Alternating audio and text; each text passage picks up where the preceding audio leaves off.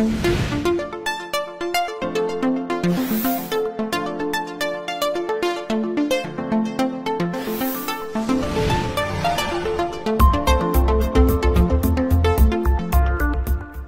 এলেই মানুষের খাদ্য নিয়ে নানা ধরনের বাছাবাছি শুরু হয়, কোনটিতে নিউট্রিশন বেশি আছে বা কম আছে এগুলো নিয়ে মানুষ এখন অনেক বেশি চিন্তা করছে। বিশেষ করে পুরো রমজান জুড়েই খাদ্য পরিকল্পনা নিয়ে মানুষ অনেক বেশি এখন সচেতন। মাহে রমজান উপলক্ষে এখন টিভির যে বিশেষ অনুষ্ঠান রমজানের স্বাস্থ্য, আজকের আমরা আলোচনার বিষয় দিয়েছি রোজায় সঠিক খাদ্য পরিকল্পনা। এই বিষয়ে কথা বলতে আমাদের স্টুডিওতে উপস্থিত হয়েছেন দেশের স্বনামধন্য একজন ডায়েটিশিয়ান। আমাদের সঙ্গে আছেন Shaila Sabrin, chief dietician, dietetics and nutrition বিভাগ, আসগর আলী হাসপাতাল। আপনাকে স্বাগত জানাচ্ছি আমাদের অনুষ্ঠানে। ধন্যবাদ আপনাকে। আমরা শুরুতে একেবারে ছোট করে জানতে চাই যে রমজানে আমরা তো আগে এসব নিয়ে আসলে চিন্তাই করতাম না, মানে পুষ্টির গুরুত্ব কেন এত বেশি এই মাস জুড়ে মুসলমানদের জন্য? প্রথম কথা আমি যেটা বলতে চাই যে বছরের 12টা মাসের মধ্যে কিন্তু এই একটা মাস অর্থাৎ এই রমজান মাসে কিন্তু আমাদের খাদ্যাভ্যাসটা টোটালটাই পরিবর্তন হয়। সেই সাথে সাথে কিন্তু আমাদের মেটাবলিক চেঞ্জেসগুলো আসে। এবং এইটার সাথে যদি আমি বলি যে বয়স ভিত্তিক পুষ্টির চাহিদা এবং রোগ ভিত্তিক পুষ্টির চাহিদা, এটা যদি সঠিকভাবে ডিস্ট্রিবিউশন না হয় তাহলে কিন্তু যে কোনো বয়সী বা যে কোনো ডিজিজে আক্রান্ত ব্যক্তি কিন্তু কোনো না কোনোভাবে পুষ্টিহীনতায় পরবর্তীতে ভুগতে পারে। কেননা আমি যদি বলি যে আমাদের সারাদিনে সাধারণত আমরা 5টা থেকে 6টা মিল বা মেজর 3টা মিল এরকম ইনক্লুড করি। রমজানে কিন্তু সেটা আমাদের মেইনলি যায় 2টা ভাগে, সেহরি আর ইফতার। তো সারা দিনে একজন ব্যক্তির যে পুষ্টির চাহিদা এইটা কিন্তু এই 2টা মিলের মধ্যেই আমাকে নিশ্চিত করতে হবে, সেটা ক্যালোরি হোক, মাইক্রো এবং ম্যাক্রোনিউট্রিয়েন্ট হোক। পুরো পরিকল্পনাটা চেঞ্জ হয়ে যায়। এক্স্যাক্টলি। তো এই ক্ষেত্রে মানে পুষ্টির চাহিদা অনুযায়ী বয়স ভিত্তিক, রোগ ভিত্তিক, সেক্ষেত্রে ডায়েট ডিজাইনটা আসলে কি হওয়া উচিত এবং কোন ধরনের, প্রত্যেকটা মানুষের জন্য আলাদা, মানে বয়স ভেদে বা রোগ ভেদে। কিন্তু আমরা সাধারণত দেখি যে রমজানে ডায়াবেটিক পেশেন্টদের নিয়ে আলোচনা সব থেকে বেশি হয়, মানে কেন বা তাদের জন্য আসলে কি করণীয়, তারা কিভাবে চলবেন?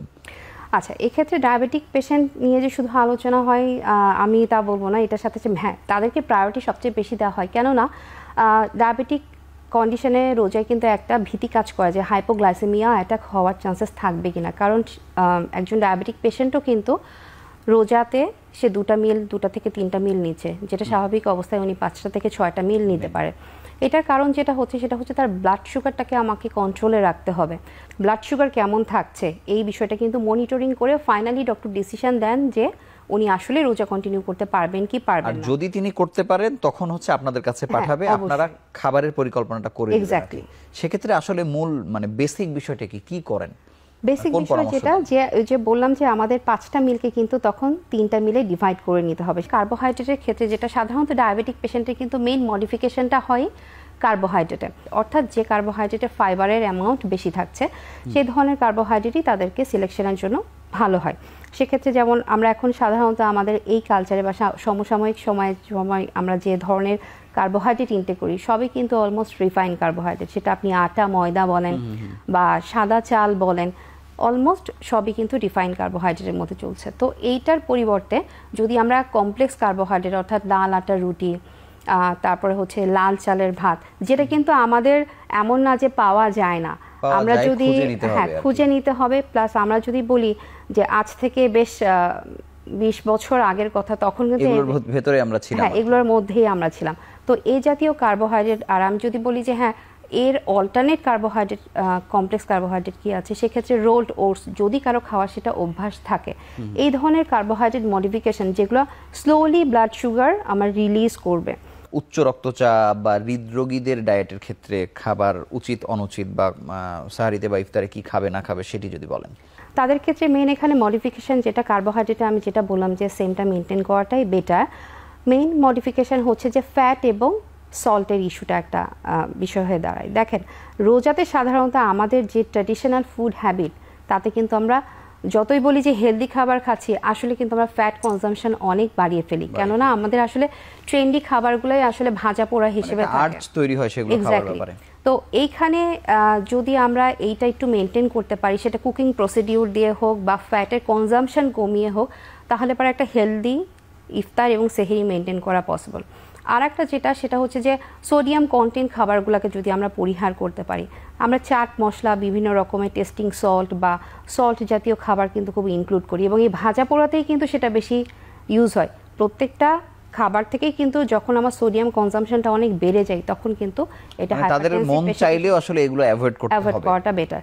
এর পাশাপাশি কিন্তু অবশ্যই কালারফুল ভেজিটেবল, অর্থাৎ অ্যান্টিঅক্সিডেন্ট, কালারফুল ফ্রুটস, ভেজিটেবল, এগুলো যদি আমরা ইনক্লুড করতে পারি, অ্যান্টিঅক্সিডেন্ট যুক্ত খাবার এবং ফাইবার কন্টেনিং খাবার, তাহলে কিন্তু লিপিড প্রোফাইলটা ম্যানেজ করা, মানে হেলদি একটা লিপিড প্রোফাইল ঝুঁকিতে আসলে পড়বেন না। এক্স্যাক্টলি। আপনাকে অসংখ্য ধন্যবাদ। আমরা ছোট্ট একটি বিরতি নিয়ে আবার আলোচনায় ফিরছি।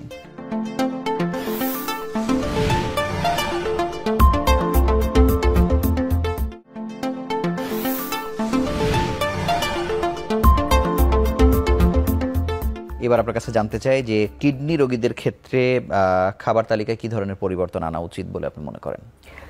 প্রথমত যেটা বিষয় যে একজন কিডনি রোগী আদৌ রোজা রাখতে পারবেন কিনা, এটা ওনার নেফ্রোলজিস্টের সাথে কথা বলতে হবে। কেননা কিডনি রোগীর ক্ষেত্রে কিন্তু অনেকগুলো প্যারামিটার বিবেচনা করে দেখতে হয়। কেন, প্রথম বিষয় হচ্ছে যে ওনার ফ্লুইড ম্যানেজমেন্ট কেমন, ওনার কিডনি ফাংশনাল লেভেলগুলো কেমন, অর্থাৎ ওনার ক্রিয়েটিনিন, ইউরিয়া, ইউরিক অ্যাসিড এই ধরনের, এবং ইজিএফআর রেট কেমন থাকছে, সেই অনুযায়ী কিডনির পাশাপাশি ওনার আদার কোনো কোমরবিডিটিস আছে কিনা, অর্থাৎ যদি তিনি রোজা রাখতে পারেন তখন তাদেরকে কি প্রেসক্রাইব করেন?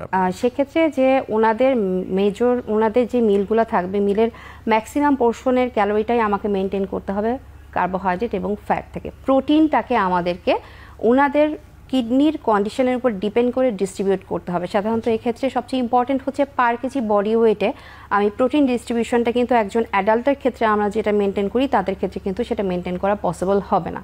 তো সেক্ষেত্রে মেন ম্যানেজমেন্টটা থাকবে প্রোটিন ম্যানেজমেন্টে, এবং ম্যাক্সিমাম ক্যালোরিটা আমাকে, এনার্জিটা নিতে হবে কার্বোহাইড্রেট এবং ফ্যাট থেকে।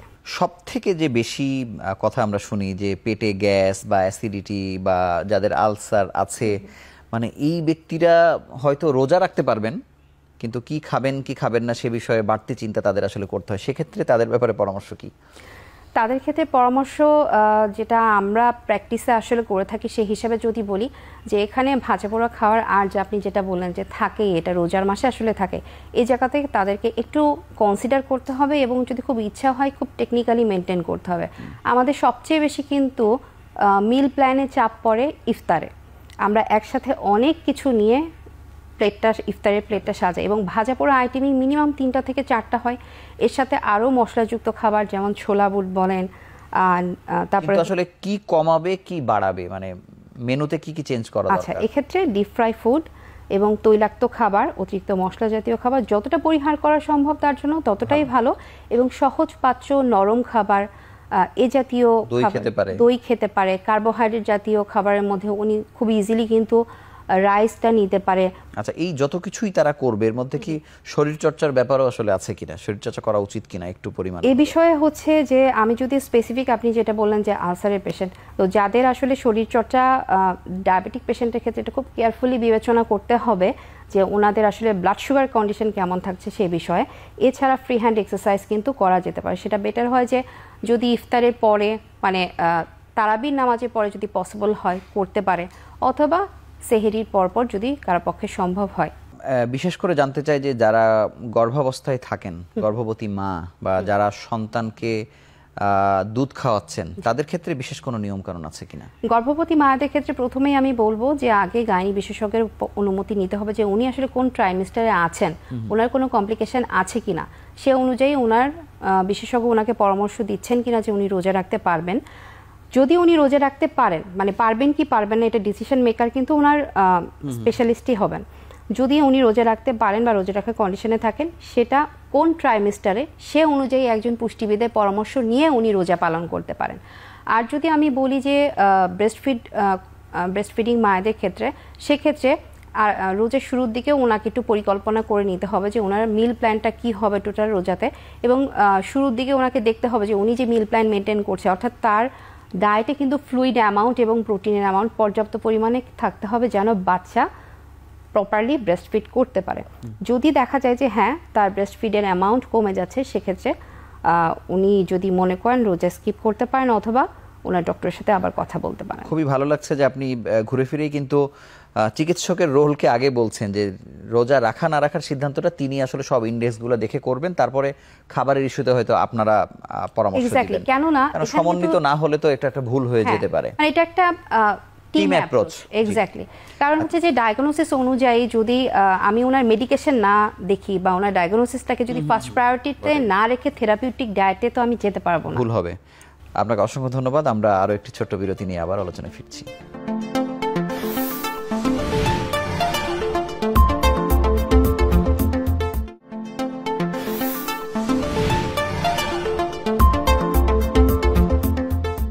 শাইলা সাবরিন, আপনার কাছে জানতে চাই যে শিশু কিশোরদের মধ্যে, বিশেষ করে শিশুদের মধ্যে রোজা রাখার একটা প্রবণতা তৈরি হয় এবং এটি একটি খুব আনন্দঘন একটি চাওয়া।